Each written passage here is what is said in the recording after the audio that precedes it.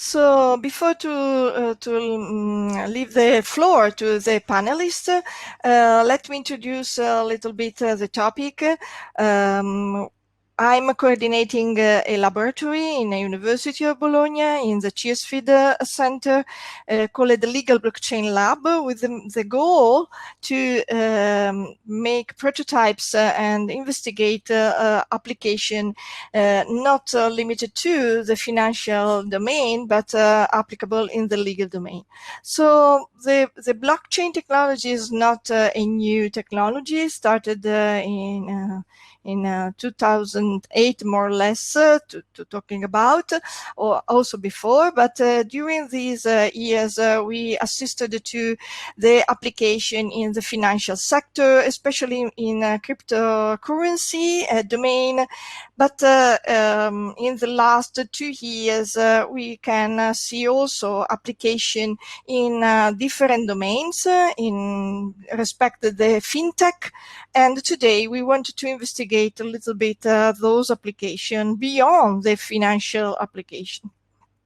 So just for give some definition, for distributed technology ledger, we means a decentralized architecture of nodes connected each other, so like a repository distributed, but without centralization, with some characteristic guaranteed, like integrity, security, and legal validity of the information events stored inside of these distributed register ledger over the world.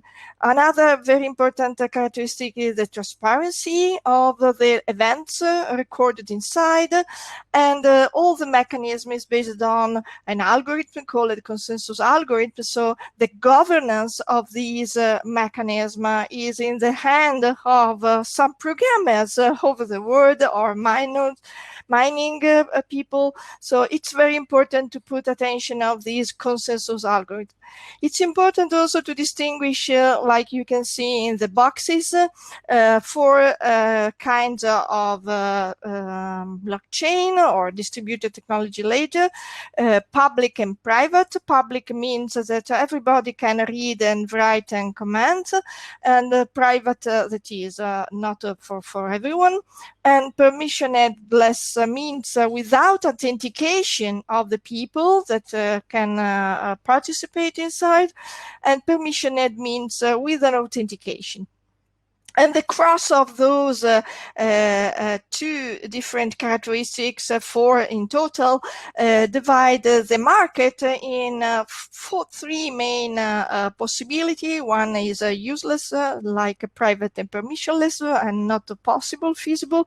But the other three is a topic, a hot topic in the community concerning this technology.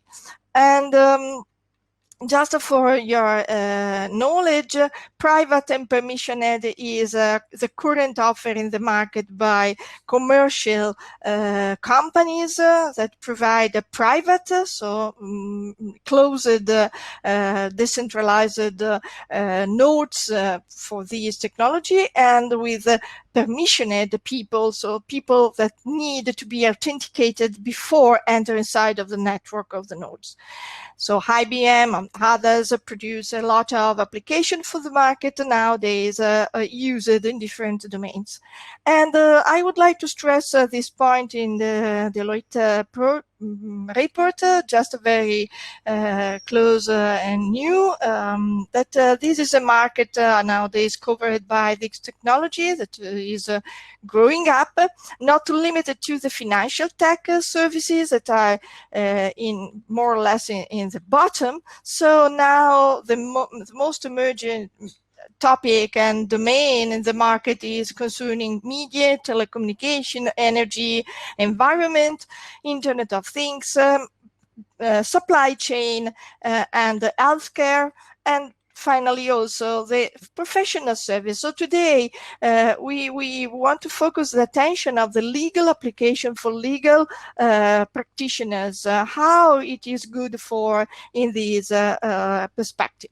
So I would like also to to say that there is a project in Europe for building a distributed infrastructure of blockchain with the main actors of the member states in order to compete in the market with the US and China. So this is a very good news in order to have decentralized, scalable, open, sustainable, interoperable infrastructure at the European level without to depend to external actors. And nowadays we have in this project 4 pilot cases with the involvement of 19 member states. And this is more like the infrastructure. So in order to have a basic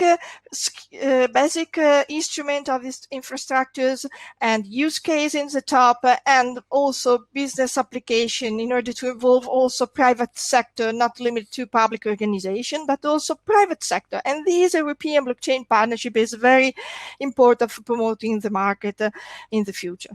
And these are the 4 pilot cases. The diplomas is a very good topic and domain where to experiment the interconnection and the notification between different countries.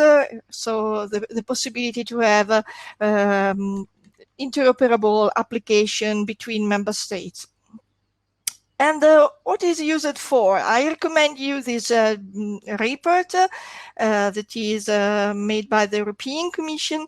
And you can see inside of this report some example of application for anti-corruption, anti-money laundering, identity management using blockchain, of privacy tools for protecting data protection, IPR and patent protection, supply chain in private and public sector, e-health database, biobank protected by blockchain, e-government using smart contract, voting, e-documentation, and Internet of Things. You can see the report here.